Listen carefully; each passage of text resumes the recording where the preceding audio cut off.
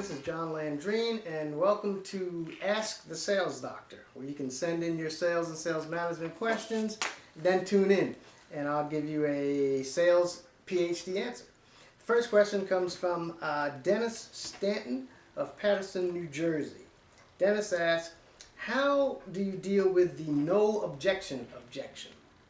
He says, I sell insurance and financial services, and often I get a response that's not really an objection. The prospect doesn't say no or yes, and basically won't give me any type of an answer.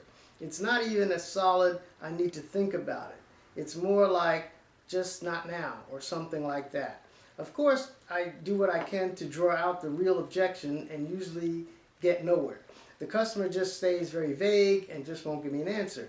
How do you deal with a no objection objection? That's a very good one, Dennis, and thanks for sending it in. It's something I often see with people selling intangibles, and the cause is usually something in your sales interaction, which I can't get into right now.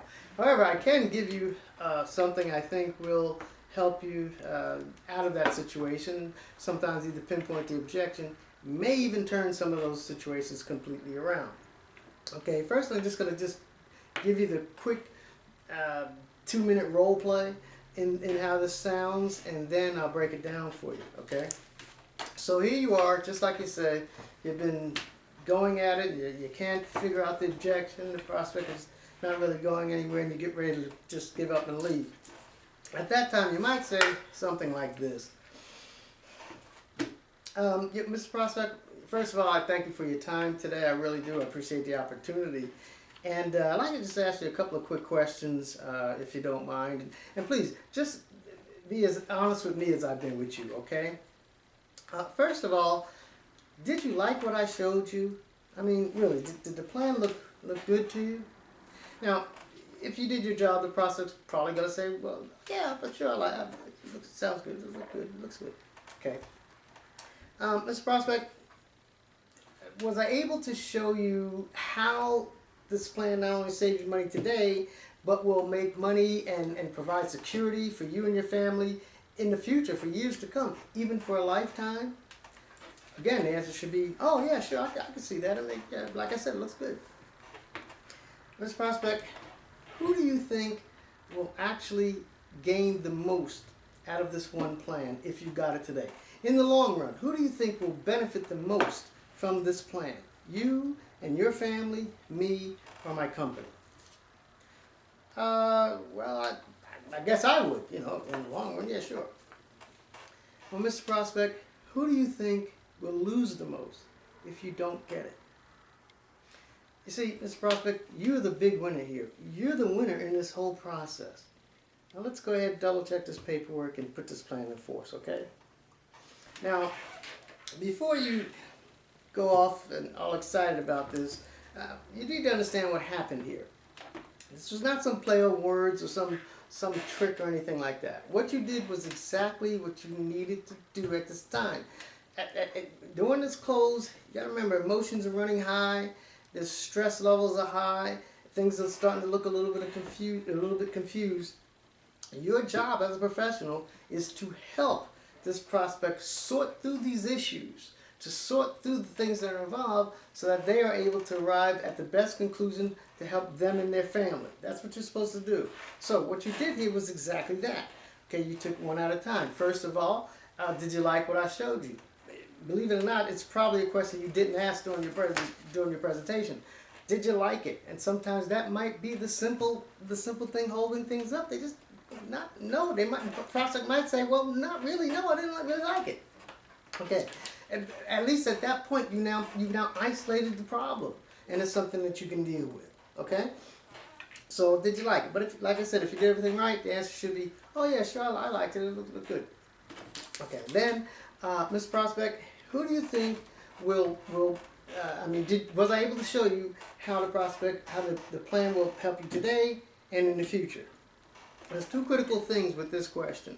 Number one is you need to make sure that you offer both an immediate benefit and a future benefit. Something that your product or service will help them today and in the future, today and in the long run. And what you got to do here is watch your tone of voice. Okay, you want to say, can you see that? And most importantly is how you phrase this. Okay, you don't want to put it on them. Like, can you understand how this will help you today and in the future? No, put it on you. Was I able to show you? Was I able to help you see? Put it on you instead of them.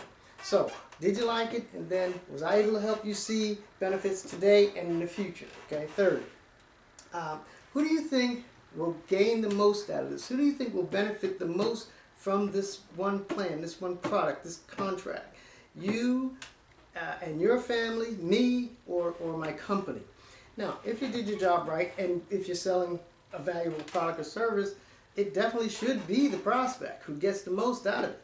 I mean, your commission is going to be spent probably even before you get it in your pocket. For the company, that one contract is just a small part of it. So yes, that prospect should get it. And if you help them, you should have been able to help them see that. However, if you get that hemming and hawing, or the prospect says, well, not really. Now, bingo, you've isolated the situation. Now something you can deal with. Then, the last question is the most important and very critical, how you handle this. Who do you think will lose the most if you don't get it? Now, two things here. You need to watch your tone of voice with this. This should be up close and sincere. Okay, you're not all happy. Who do you think will lose the most if you don't get it? Okay, you got to be serious. Okay, who do you think will lose the most if you don't get this? And the main thing here too is you do not want to allow the prospect to answer that question verbally. You don't want them to say, well, I will. No, it will become an attack if you do that. Okay, stay on their side. So you want to interrupt yourself and before they get a chance to answer it. So Mr. Prospect, who do you think will actually lose the most if you don't get it? Listen, you're the big winner here. You're the winner in this whole process. And let's go ahead and do business. Okay, it's a way to help the prospect sort through the issues one at a time, help you pull out an objection if there is one, and go on. Listen, it may not close every deal, but it should help you get out of a few of them. Thanks for that question, and thank you for joining in. This is Ask the Sales Doctor. Stop by my website at www.doctorateinsales.com to leave your questions. Doctorateinsales.com. While you're there, pick up a copy of my new book, Earn a Ph.D. in Sales in 5 Basic Steps. You can get it at Barnes & Noble or any place. But if you do get it on my website, I'll pick up the shipping and handling, and I've got a $5 discount for you too. So stop by my website, get the book, leave your questions, or simply just email your questions to john@doctorateinsales.com. That's john@doctorateinsales.com. Thanks for joining in to Ask the Sales Doctor. Next time I see you, let's start making it. All right? Thanks so much.